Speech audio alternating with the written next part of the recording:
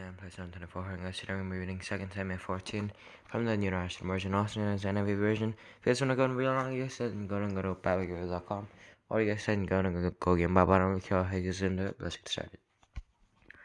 2 Samuel 14. Absalom returns to Jerusalem.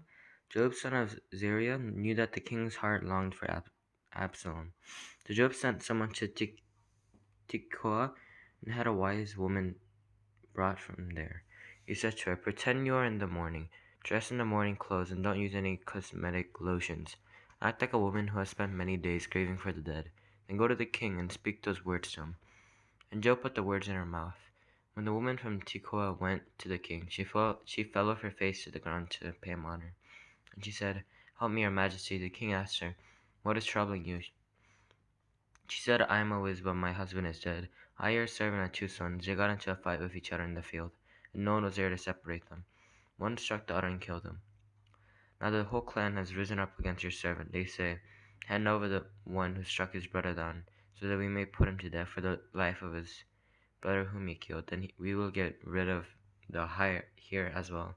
They would put out the only burning coal I have left, leave my husband neither name nor descendant on the face of the earth." The king said to the woman, "Go home, and I will issue an order in your behalf." But the woman from Tekoa said to him, "Let my lord the king pardon me and my family, and let the king and his son be without guilt." The king replied, "If anyone says anything to you, bring them to me, and they will not bother you again." She said, "Then let the king invoke the Lord his God to prevent the avenger of blood from adding to the destruction, so that my son will not be destroyed."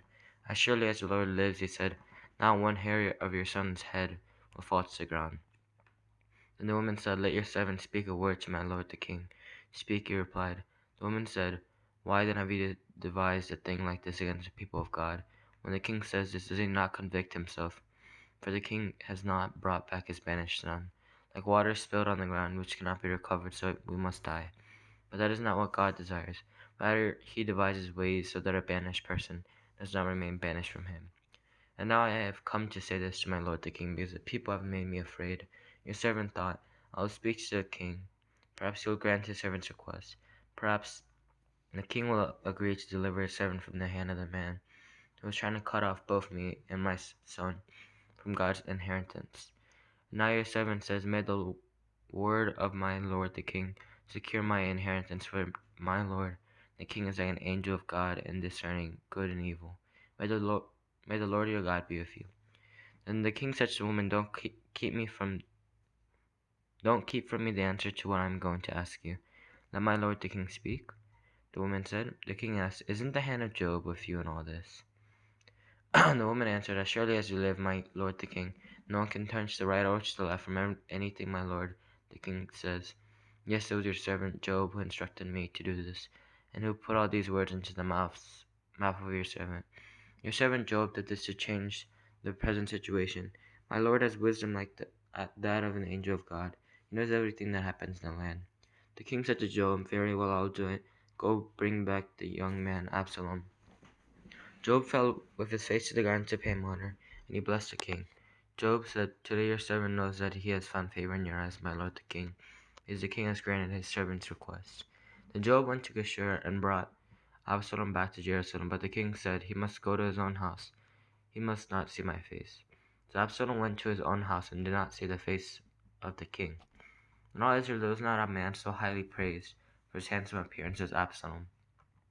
From the top of his head to the sole of his feet there was no blemish in him.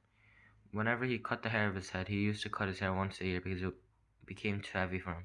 He would weigh it, and its weight was 200 shekels by the royal standard. 3 sons and a daughter were born to Absalom. His daughter's name was Tamar, and she became a beautiful woman. Absalom lived 2 years in Jerusalem without seeing the king's face.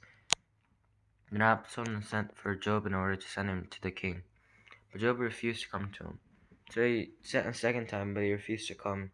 Then he said to his servants, "Look, Joab's field is next to mine, and he has barley there. Go ahead and set it on fire." So Absalom's servants set the field on fire. Then Joab did go to Absalom's house, and he said to him, "Why have your servants set my field on fire?" Absalom said to Joab, "Look, I sent word to you and said, 'Come here so I can send you to the king to ask, why have I come from Geshur? It would be better for me if I were still there. Now that I want to see the king's face, and if I am guilty of anything, let him put me to death. So Joab went to the king and told him this. Then the king summoned Absalom, and he came in and bowed down with his face to the ground before the king, and the king kissed Absalom. Alright guys, I hope that you guys enjoyed. Make sure to subscribe, make sure to click that like button, make sure to click the bell to notify when I post. And guys, I know that I may have sounded a bit mumbly, I guess, but yeah, after you guys enjoyed, I guess I'll see you next time. Bye.